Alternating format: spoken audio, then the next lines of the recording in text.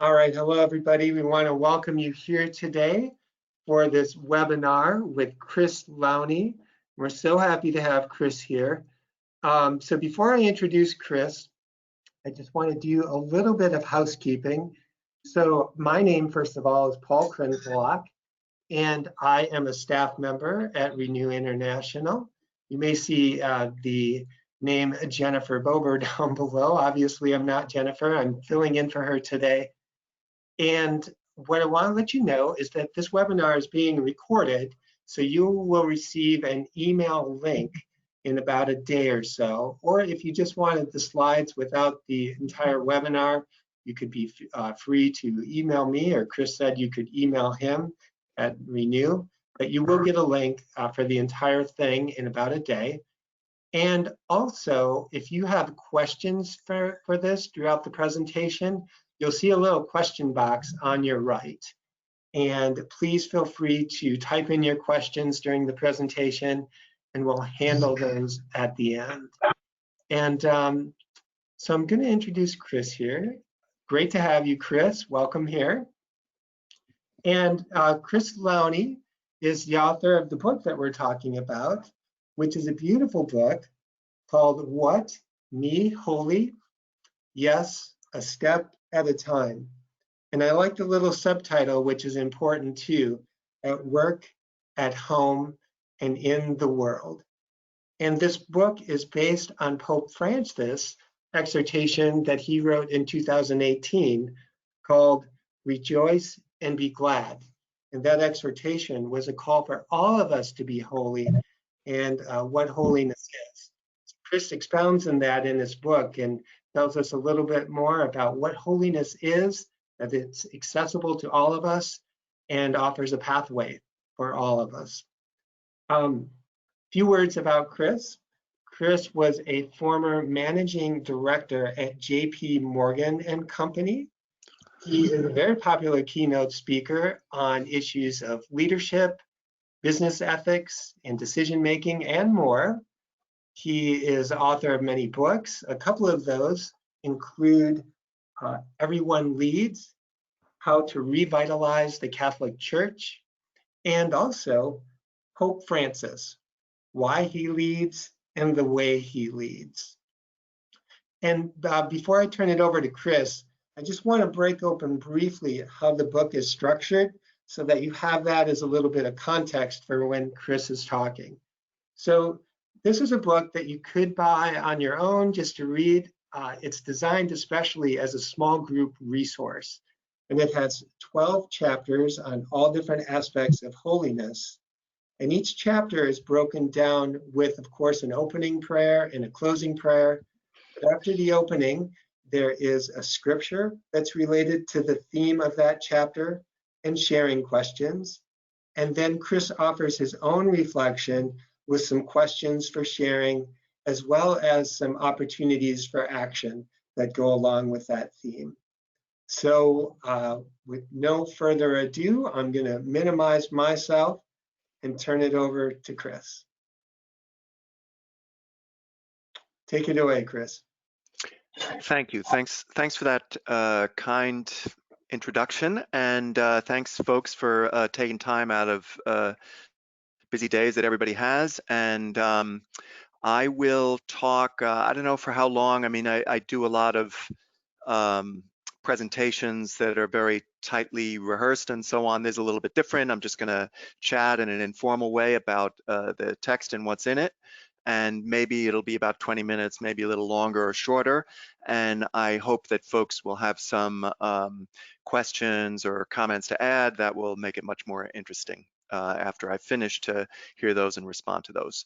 And let's see if I can control these slides, I hope. Okay.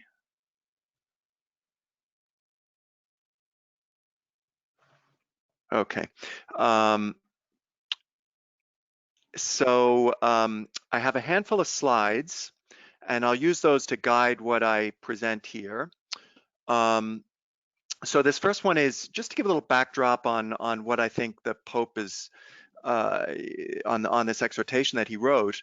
So it's about holiness, and we probably all have this vague idea, but nothing more than a vague idea that of this concept like universal call to holiness. And one of the documents of Vatican II, Lumen Gentium, kind of reinforced that. And you know, every pope since has said something about universal call to holiness. But as you see in the second dot point I have there, even though this is like everybody's call, I mean, who knows what the heck it's supposed to mean? And I don't know about your upbringing, but in my upbringing, the idea of being holy, of holiness, really was weird, frankly. You know, holy was not a good thing to be called when you were a kid in Jackson Heights. I mean, they're like people; those were the kind of kids that we beat up. So you may have had a totally different experience of this word, but at least for me, it was well, a little weird, even off-putting. And even now, I hope I would call myself a little bit more mature, but as a somewhat more mature Catholic Christian, it would be hard for me to say, oh, this is what it means to be holy, or this is what holiness is about. And I suspect I'm not the only person with that problem. And I suspect that's part of the reason why Pope Francis wanted to write something like this, you know, because he may have sensed that this call that on the one hand is something that every one of us should care about and should guide everybody's life, is on the other hand this weird thing that nobody has quite pinned down. So to me, at least, that's a little bit the backdrop of the piece. And I wouldn't be surprised if no one on the line has read it. I mean, a few people read papal documents anyway. And this one really, I think, kind of faded from view almost right away. My theory, in part because it wasn't sexy. You know, so what's sexy now is what's controversial. If it had been, you know, the document that just came out about the Amazon that had a little section of it that got into the issue of married priesthood, I mean, that got all kinds of coverage and everybody would plug into that. This, on the other hand, was not about a controversial topic, a dogma, some big change in church teaching. And so I think it's the kind of thing that unfortunately a lot of people greet with a yawn and don't even get into. And I'll be quite frank, you know, probably I wouldn't even have read it myself, other than the fact that I got asked by Sister Terry and Renew to think about doing this. And I'm really happy that the opportunity came my way because I really enjoyed working through the document. And more to the point, I really think it could end up being hugely valuable in parish settings, adult faith formation, individual reflection during Lent, some other time. So that's a little backdrop to the whole thing. Now, if I could try to encapsulate what I think he's about here, maybe to put it in my own words, I think what he's kind of doing is giving us what I might call a spirituality of everyday life. In other words, he's trying to help us figure out how we can, how we could transform our daily lives, whatever we're doing, into a life of holiness, or how we could see our various endeavors in life as somehow spiritual. So that is kind of what I think he's at here, and therefore it you know, it to make a distinction, it's not like he's saying, you know, to be holy, you have to live something different than a normal life. That's absolutely not what he's saying. In fact, almost exactly the opposite. What he's kind of saying is, you know something, everybody's normal life can be a holy life if we lead it well, if you lead it well. And I'm going to try to, Francis, I'm going to try to help you reflect on how that could be. And in a way, to use an image, a lot of times I think we tend to think of like religious stuff, spiritual stuff, church stuff as distinct somehow from normal life, quote unquote, you know, from what we do every day. And I think he's making exactly the opposite point, that the two of these things can be together and in fact ought to be together. And maybe to push that image a little bit further, Anybody who's an etymology freak here might know that the word holy, H-O-L-Y, etymologically comes from exactly the same root as the word whole, W-H-O-L-E. So there's a sense in which, at least etymologically, by definition, a holy life is a whole life. It's not like splitting our normal life apart and focusing on spiritual stuff. Rather, it's kind of putting our life together and making our everyday affairs into a spiritual endeavor. And actually, let me push the word play even a little bit further. The word whole, W-H-O-L-E, you know, remember whole numbers we all learned in school? Whole numbers were basically integers, and the word integer is the same word as from which we get integral, integrated. So all these words kind of have to do with somehow living a whole life, putting things together. That's what holiness is about. And for Francis, now I'm going to come to this list of 5 dot points. As he goes through this in this document, he kind of is boiling holiness down to 5 things in thinking about in a really big picture way. One, having a clear sense of purpose and mission. That's one ingredient. And second, having a prayer life. Third, being committed to a life of charity, a life of love and service to other people, having good decision-making skills. He uses the word discernment, and to have, most importantly, though I put it last, to have an ongoing relationship with Jesus, importantly, a relationship that changes us, the idea of conversion, turning around somehow. So this kind of list of 5, that's my summary, not his. He doesn't outline chapters in this kind of way, but as I go through the text, it seems to me that these are the sort of ingredients that he sees in a holy life. And his document kind of unpacks this a little bit. So what does What Me Holy try to accomplish? In other words, what's this little textbook about? What's this program about? And let me just go through these points here. One, what I'm trying to do is just convey his main ideas in very simple language. That's all I tried to do. And second dot point, I kind of let him speak for himself as much as I can. I say like a greatest hits tour through the document.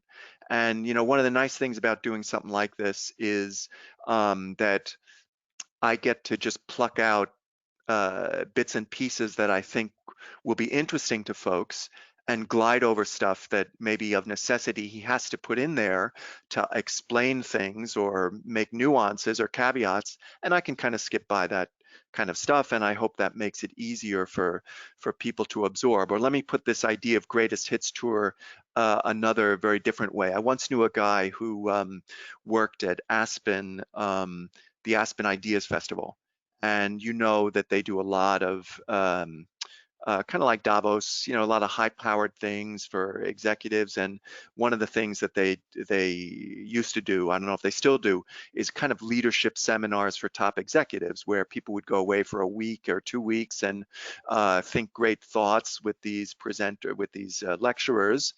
And the guy who did it, you know, he was a little bit cynical about the whole thing. And you know, he says, you know, like, I mean, these guys, they all have short attention spans. And, you know, how you used to talk about a great books course where we're going to read some of the great books of history and reflect on them. He says, you know, I feel like what we're doing is more like great paragraphs. You know, we're just going to take snippets that we think highlight things and pass them along. And in a way, that's what I tried to do in this text here. Third dot point, which I think is an important one, I tried to write the book in a way that would be meaningful for office workers, retired people's parents, homemakers, etc.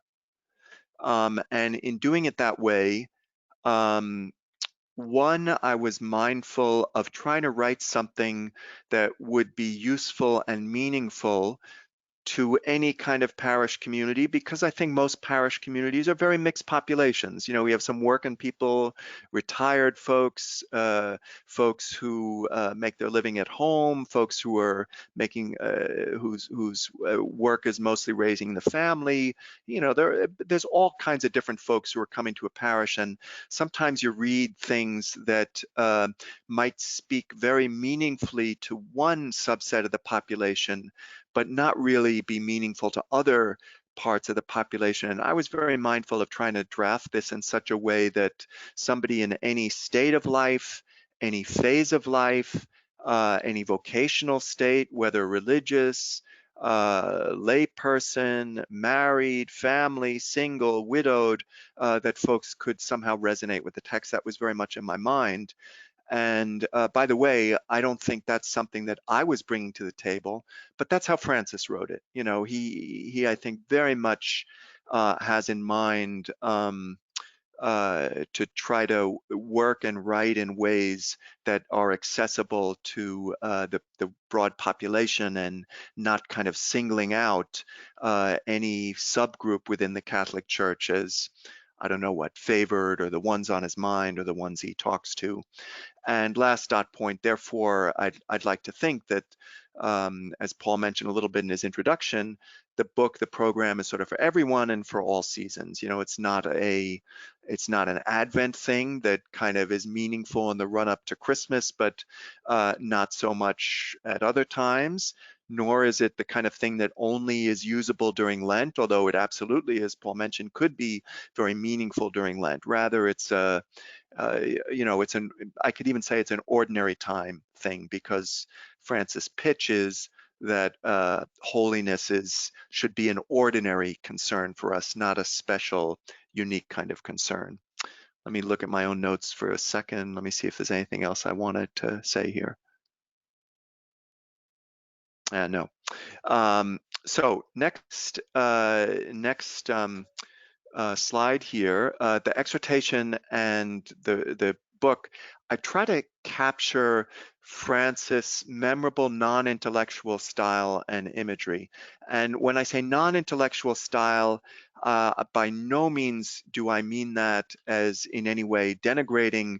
In fact, I mean 100% the opposite. You know, I think a real hallmark of his papacy has been to try to work and speak in ways that are accessible to people of all walks of life and all education levels, and that really comes across in this document. You know, and I'm reminded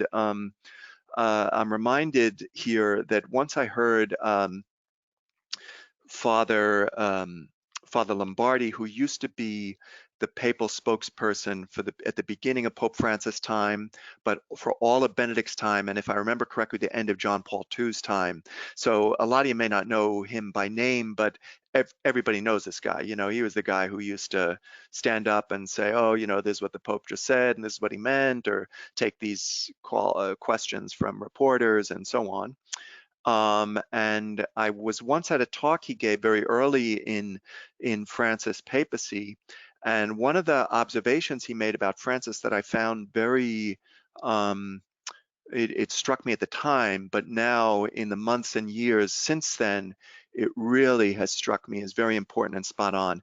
He said, you know, I think one of the things with Francis is that he's pioneering, and we're all going to have to get used to a very different way of popes communicating with the world and with the Catholic community. In other words, what he meant was, for one thing, that whereas typically popes tended to communicate with us in more formal settings through homilies, in special mass occasions, through formal documents, which tended to have often a very tightly reasoned intellectual approach to them, very much anchored always in pieces of catechism or the tradition. Francis is kind of different from that, you know. he's given interviews in just run-of-the-mill magazines. He says things off the cuff sometimes, and the way he writes tends to be not in the same intellectual turgid style, but often in a more down-to-earth style. And so when I wrote the text, I really wanted to let him speak for himself, so to speak, and capture that same down-to-earth style, including, I think one of the things Francis is great at is coining these very interesting images that stick in your mind.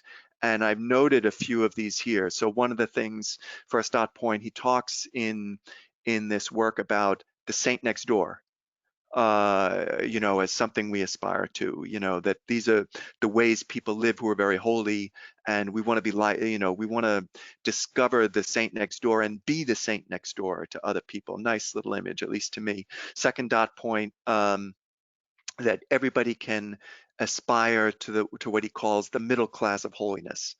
And he doesn't mean that in the negative way that the connotation would sometimes have in the US. Like in the US, we're all supposed to be rich and worship being rich, and to be middle class, most of us are middle class, somehow in some frames is not quite to have made it. And he means exactly the opposite thing. The distinction he makes is he tries to say, like we all tend to associate holiness like with these super home run heroes, examples of life like Mother Teresa of Calcutta or whoever comes to your mind.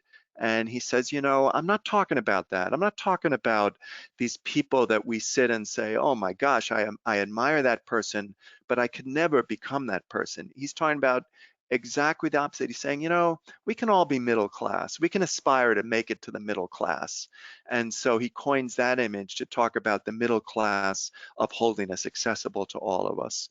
Third dot point, he talks in one of his chapters about the Christian's identity card should be the Beatitudes. And in one of the chapters, which I liked a lot as an idea, in other words, this is how we should be known, by the Beatitudes. And so I make the joke in one of the chapters about, gee, what if you got pulled over for speeding one time by the local police, and the guy came to your car and said, okay, could I have your license and registration, please? And instead of your license, you handed him a copy of the Beatitudes. That's my ID card. That's who I am. That's one image he uses. He talks about, fourth dot point, he talks about holiness. It's not about outdoing the saints, but rather understanding, and here I'm quoting, the one path that the Lord has in mind for us. Another nice image, I thought. In other words, there's a pathway for all of us in life that's special for us.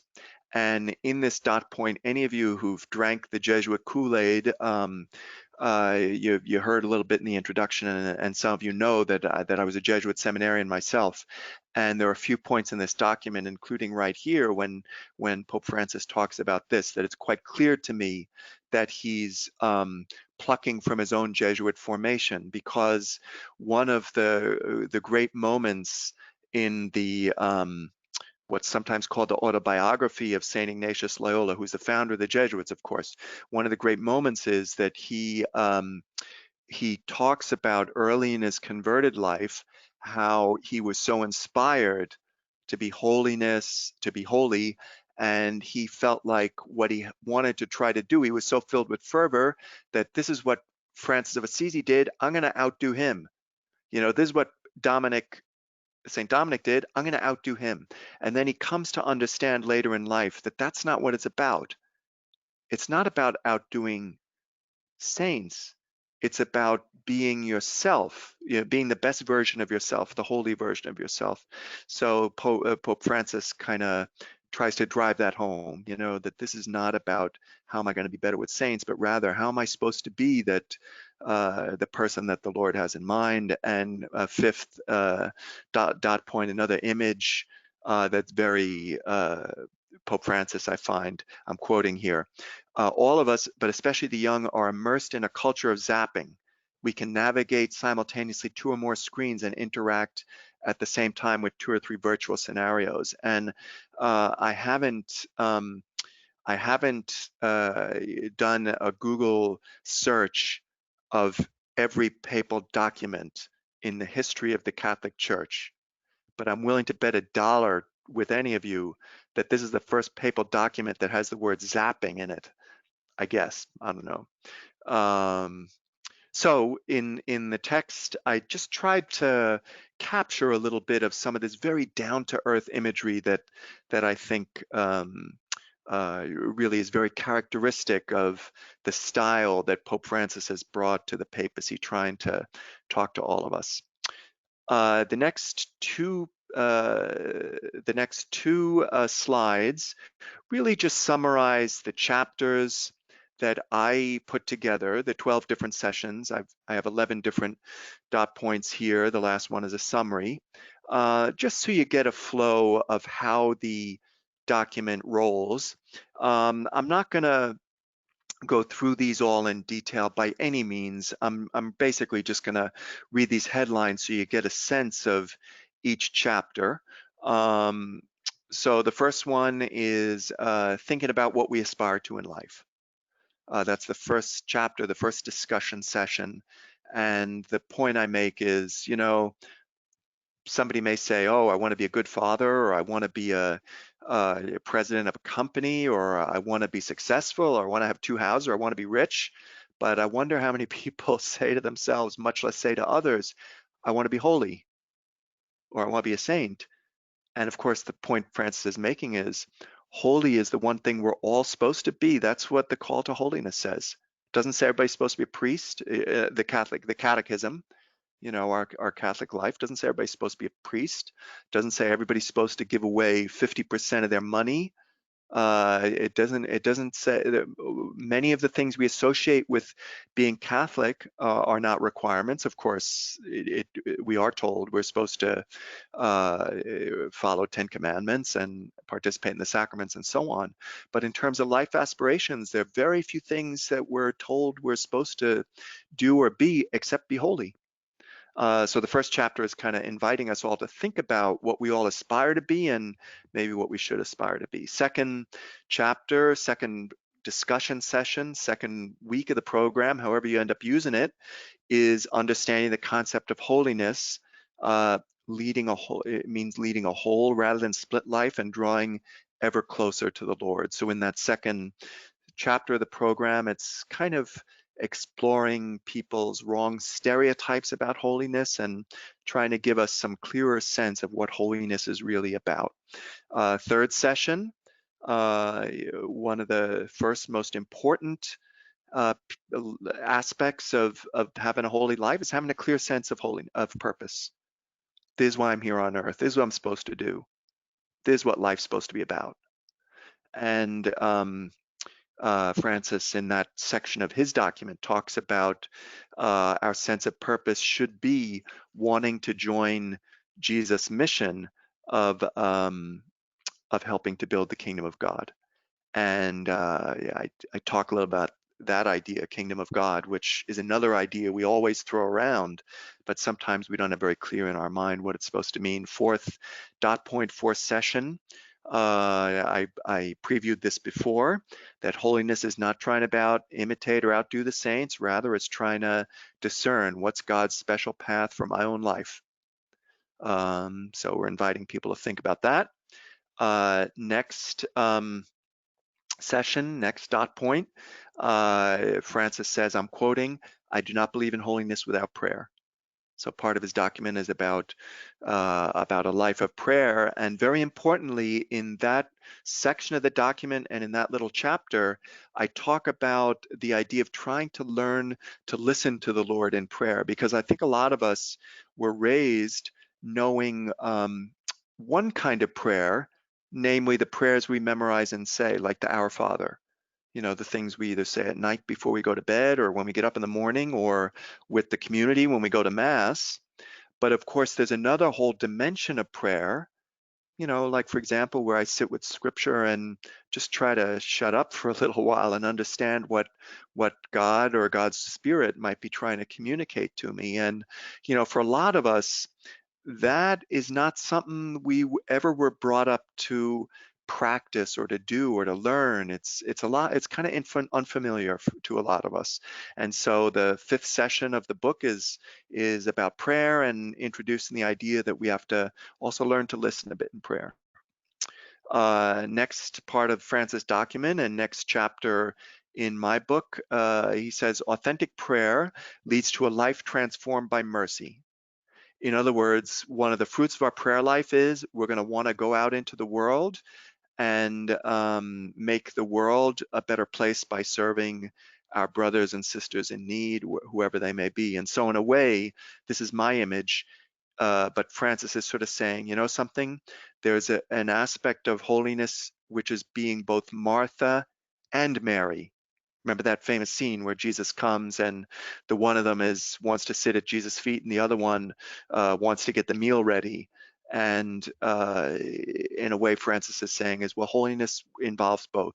And Francis uses the image, which any of you Jesuit groupies will again recognize. He says, holiness means being contemplatives in action. In other words, being in action in the world, but trying to be prayerful, reflective, even when we're in the midst of serving the poor or working for a cleaner earthly home and environment, whatever we may do. Next idea, being holy is living the Sermon on the Mount, especially the Beatitudes. I won't elaborate on that. It's very straightforward. Next idea, which Francis dwells on to some length in this document. Let us allow Jesus' words to unsettle us and demand a change in how we live. He goes on about the idea that, we tend to like the sort of warm, cozy, fuzzy Jesus that makes us feel good about ourselves. But he says, there's something that's very unsettling and shocking about some of the things Jesus demands of us. And part of holiness is letting Jesus' words unsettle us. In other words, kind of recognizing that none of us is totally there yet.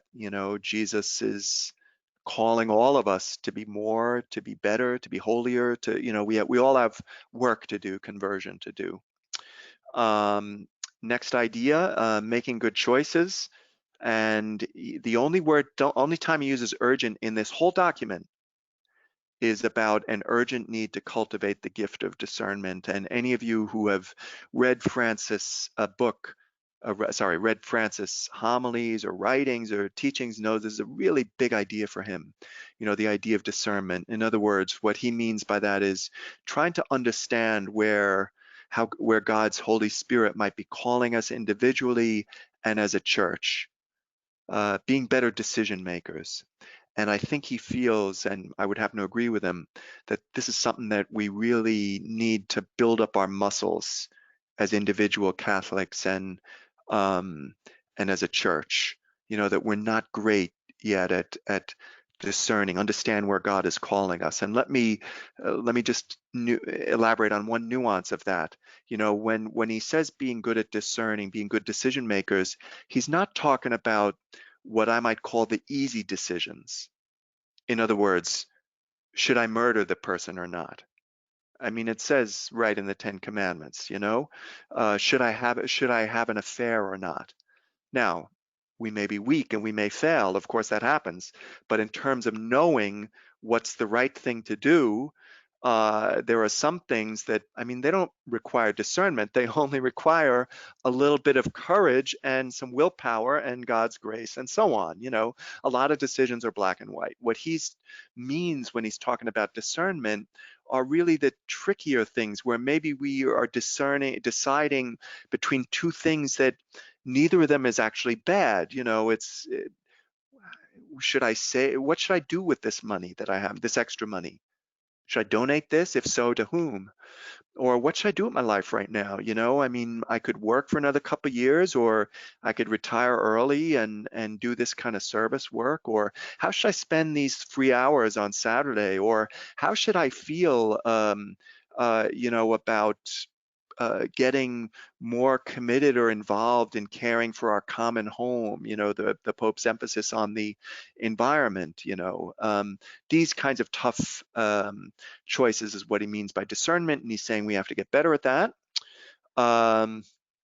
Next dot point, sweat the details, which is a section of the document that I really like a lot. He talks about holiness. We have this mistaken idea that holiness is about these really, really big things.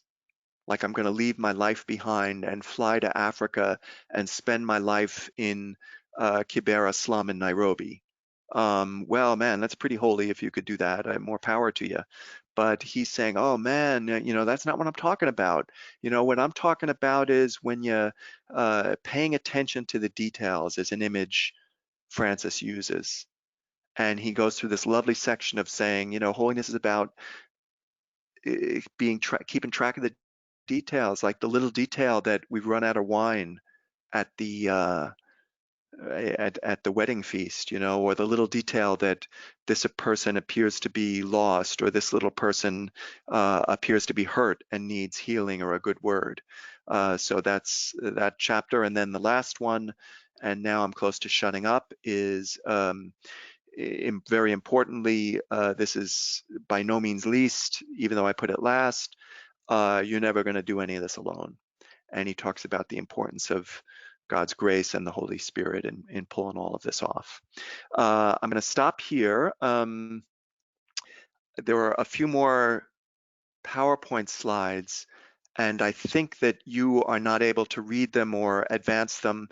I might put one or two of them up during the question period, but basically all I did was included a few quotes from the document itself. Most of these are quotes that I included in my own program, my own book that we're talking about here. But I put the quotes in this presentation because I feel that's one of Francis' great gifts, to come up with these memorable images or these nice, simple, very accessible turns of phrase. So a few of these are in these last pages of the PowerPoint, which I'm not going to read through now. But what you could do, if anybody wants a copy of the PowerPoint, as Paul said, you can email me, chrislowney@gmail.com. If you don't have time to get that down, I'm very easy to find online. If you Google me, you can always Google the folks at Renew, and they will also be happy to send you the PowerPoint. Okay, let me stop here, Paul. I hope folks could hear me clearly and see the slides, and I'll be very happy now for any comments or conversation or discussion. Yeah, that sounds great. So Chris, if you wouldn't mind, if you could forward it to that end slide where it has information about Renew and our website, and I'll explain that a little bit and give you folks an opportunity to ask any questions in the meantime. So just one more. There we go. So yeah, like Chris said, this would be a great time if you haven't asked any questions to do so. So we'll give you a few moments to do that. And as you can see that we have the website there, our customer service number, a discount for volume orders, and a promo code. So I just want to come back and also, as Chris talked about, we can email the PowerPoint, but you will get the PowerPoint. It will just be connected with the entire webinar. But you could also, when you get it, just kind of scroll through the slides that way. So if you're okay with that, you will get the PowerPoint automatically in that manner too. I do want to say a little bit more about the book. Chris outlined all these beautiful chapters, and these could be used, as I said, there are 12 different chapters. They could be broken up. So let's say you did want to do this for Lent. You could easily take the first 6 chapters of the book and use those as a course in and of itself, or you could pick and choose if you want. But those first 6, especially, I read the whole thing and loved it. They stand very well on their own if you wanted to do it that way, or break it up into 2 6-week sessions. So it's a very flexible book, and you can pick and choose which chapters you think might be best suited for you. Also, our customer service team is awesome.